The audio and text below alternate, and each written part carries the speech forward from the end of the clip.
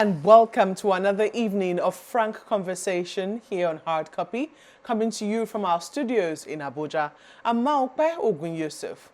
What a busy week it's been on the political front in the country. The public hearings on Constitution Amendment commenced in the different geopolitical zones of the country. The House of Representatives hosted its long-awaited summit on security. President Buhari summoned an extraordinary summit of heads of state and government of Lake Chad Basin Commission, and the recent declaration of the southern governors to ban open grazing, amongst a host of other demands of the president, continues to cause quite a stir in different quarters. Now, while all of this was happening, killings resurfaced on the plateau and seemed to get worse in Benue. Are the meetings listed above genuinely going to help find a way forward? On Hard Copy tonight, I speak with Dr. Ayokunle Fagbemi, the Executive Director of the Center for Peace Building and Socio-Economic Resources Development. He's also a security and defense expert. Dr. Fagbemi, welcome to Hard Copy. Thank you very much. I always prefer to be called a student. Yeah. Well, I think you have to be a student to be a doctor now, don't you? Well, a lot of issues to consider in our body politic. Let's start with the Constitution Amendment. The hearings started this week. Now, some say this could actually, provide us a solution. Some say no. What we need is a brand new constitution. As the hearings happen this week, starts this week, but public hearings, what's your take on the matter? It's a welcome development that we are having the public hearings now. And I want to believe that the National Assembly, the Ninth Assembly, by now would have done a lot of due diligence with the memoranda received towards the end of last year, because the Senate did call for the memoranda to be submitted by various stakeholders, and they did that September of 2020. What actually transpired this week is an opportunity for the Senate wing of the Constitution Review Committee to understand the feelings of Nigerians, to receive, as it were, the pulse of the nation, to understand the mood.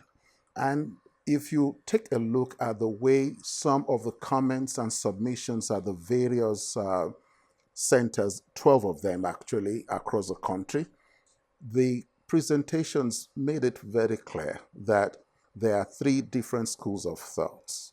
Number one, completely jettison the existing legal framework called the Constitution of the Federal Republic of Nigeria. That's what some people believe, and let us have a brand new constitution. The second school of thought says it is easier for us to reverse to the 1963 Constitution, which was a last known, properly negotiated and interactive participatory democracy constitution that was produced for the Nigerian state, as it were.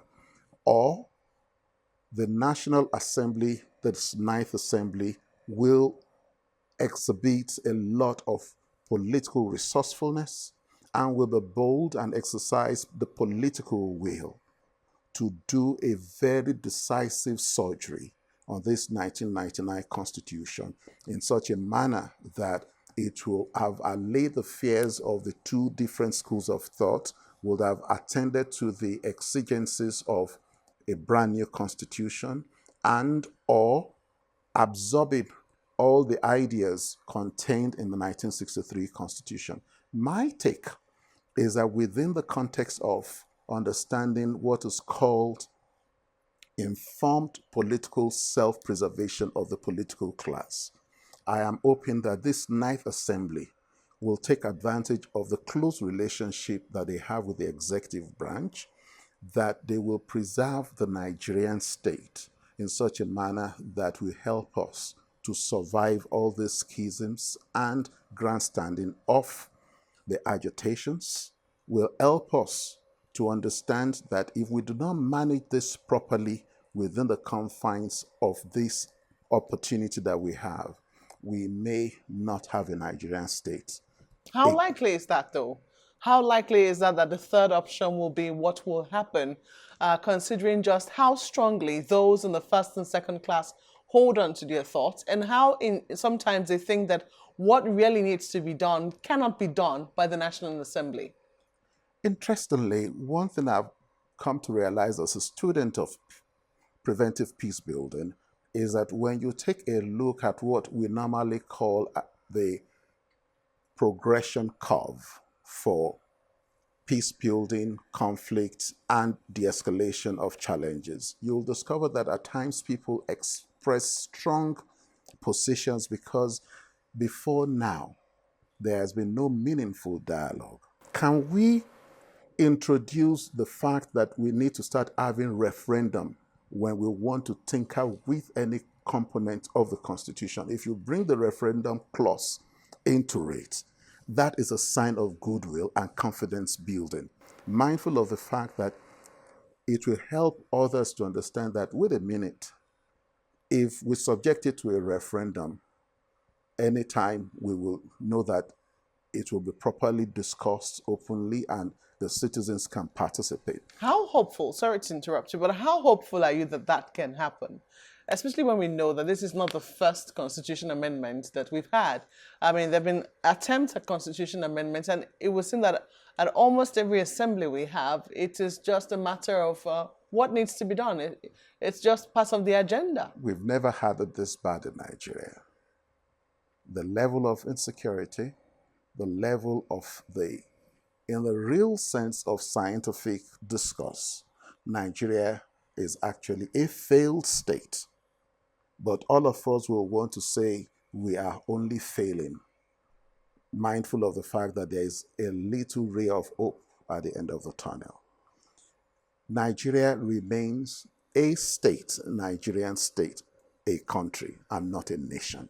So if we really must build a nation and emerge as a coherent, integrated set of people, wherein there are equal opportunities, where you have social justice, then we must not allow this opportunity to slip by us. It is quite worrisome, the security situation. Do you genuinely think that the meetings which we're currently hosting in different parts of the country and also even here in the Federal Capital Territory will provide solutions to stop this sort of killings? Because at the end of the day, that's what the ordinary people care about.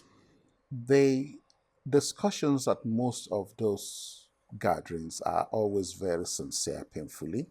It is how to translate the decisions and the ideas into reality. And to solve the Nigerian security crisis is very simple and straightforward. I say simple and straightforward. One, a killing has occurred. What is a legal proviso or provisos that are applicable to when you kill somebody? You go to the criminal and penal codes and you use it and apply it to determine how to proceed with the investigation. It is called homicidal investigation. If along the line you discovered that there's some motivation and you do a thorough investigation and do not sweep it under the carpet, and this is where some of us are very straightforward in presenting to everyone who cares to know, there is nothing like farmers-herders conflict or clash in Nigeria. What you are having is very simple and straightforward. You're having criminal trespass, criminal encroachment, and in cases where abuses do occur, if the abuse was against the female and it was sexual in nature, you're talking of rape.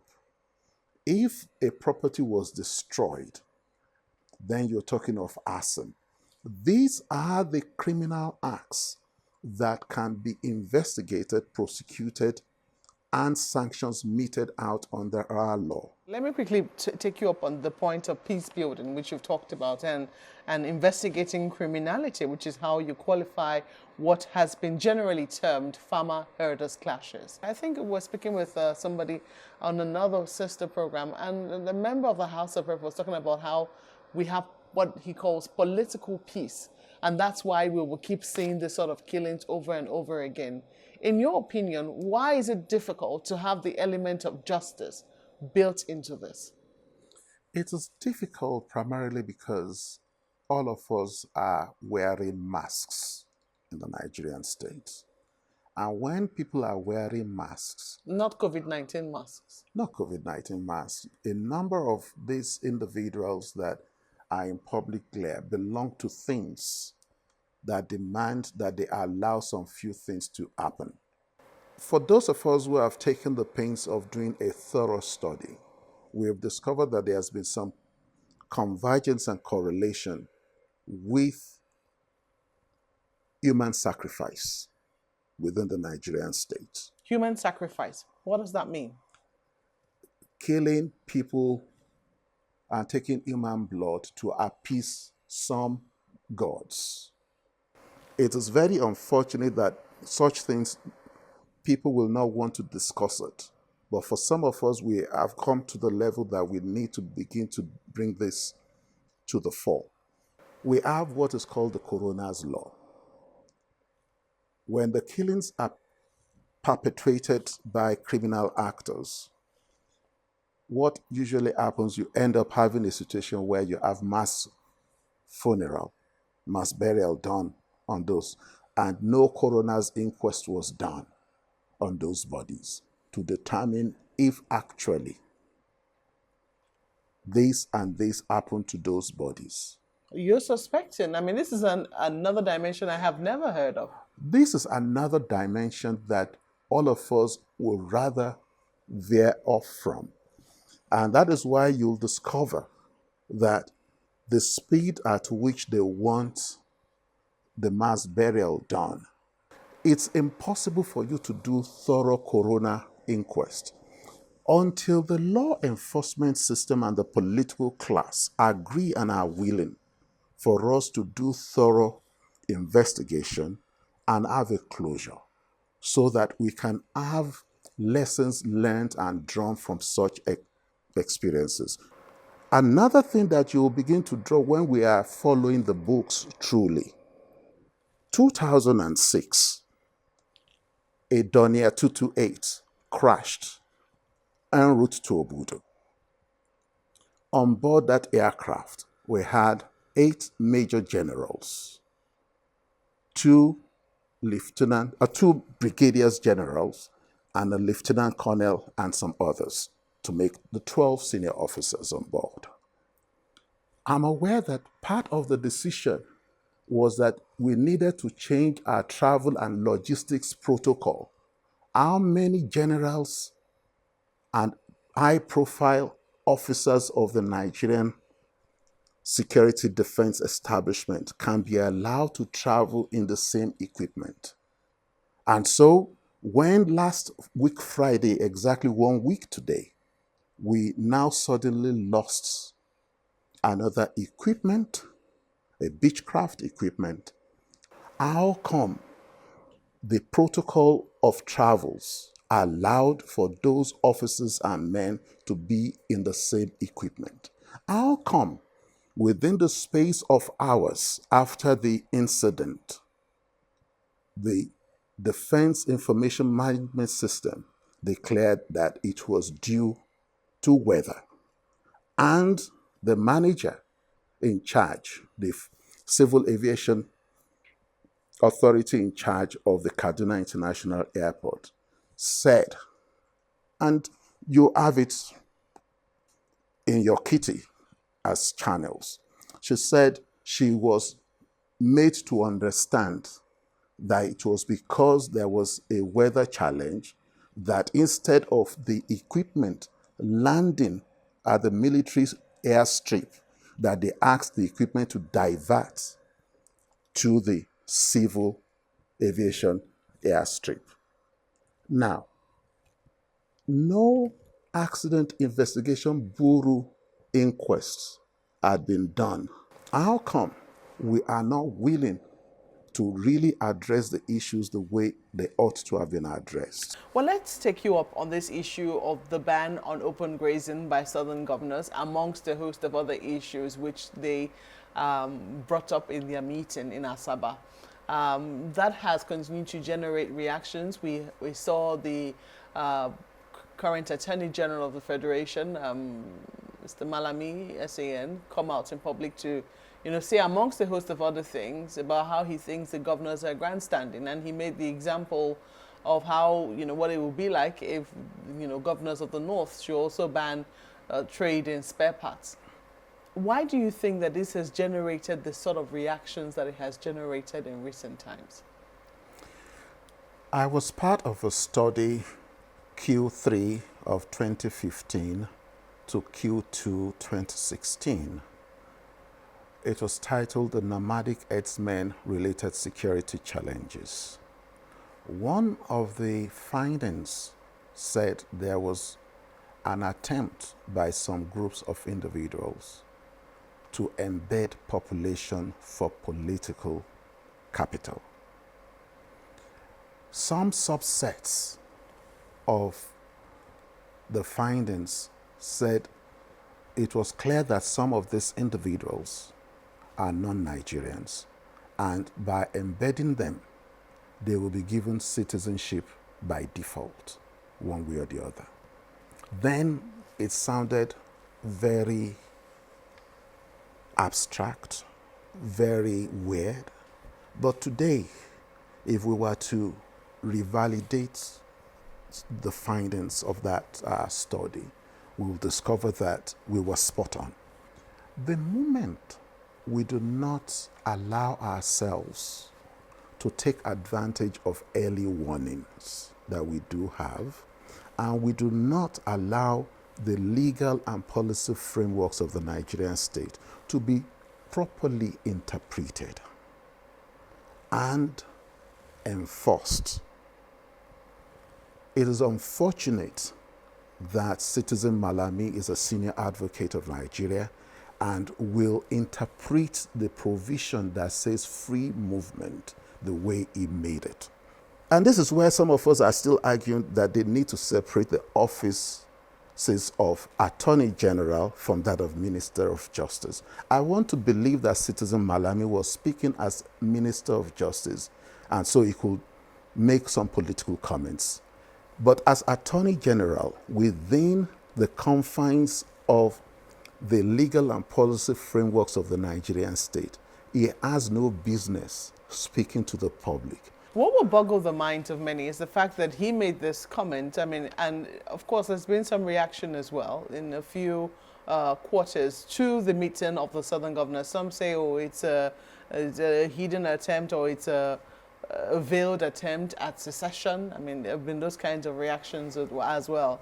But in your mind, why do you think that, the Northern governors also held a meeting putting a ban on open grazing, but it didn't quite generate this much reaction?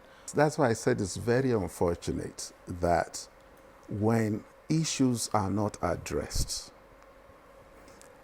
early enough, they start crystallizing and you start forming sides. When the Northern governors held their own meeting and they took far-reaching decisions, it was okay.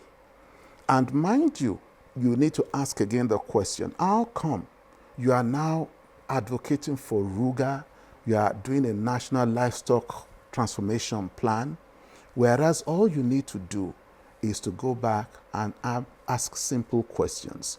What has befallen the grazing reserves that hitherto existed? What has been the contribution and the success story associated with the nomadic education protocol and program, for which we have spent billions? For example, when you take a look at it and understand that the nomadic education was introduced in 89, thereabout, how many years are you dealing with? You're already dealing with about 32 years. If you're dealing with about 32 years, you need to ask the question, how many people have they processed and graduated? If the Nomadic Education Commission had been a success story, we should have university graduates with postgraduate qualification as being products. And they would have understood that you do not need to continue to graze and transit your cattle the way we are doing in the Nigerian state for effectiveness, for efficiency, for proper economies of scale. So you say these meetings as people haven't taken sides? Yes. The presidency, in the statement which was issued by Garba Shehu, was correct on that point. Interestingly, Citizen Garba Shehu may have been speaking for himself. Why do you say so? One of the few things I'll plead with those of you in the media to start doing is demand that if there's any press statement issued, you do not receive it from their Twitter feed. You must receive it in the proper way that they're expected to issue presidential statement. However, all of this has a reason because of the president's style, and we've been told by his aides, is a style of communication with the Nigerian people. How have you been able to, how do you think that we all have acclimatized to this style of communication with the Nigerian people? It's a sad commentary for a country populated with over 200 tertiary institutions, where you have over 6,000 called to bar annually, for us to be going through what we are going through.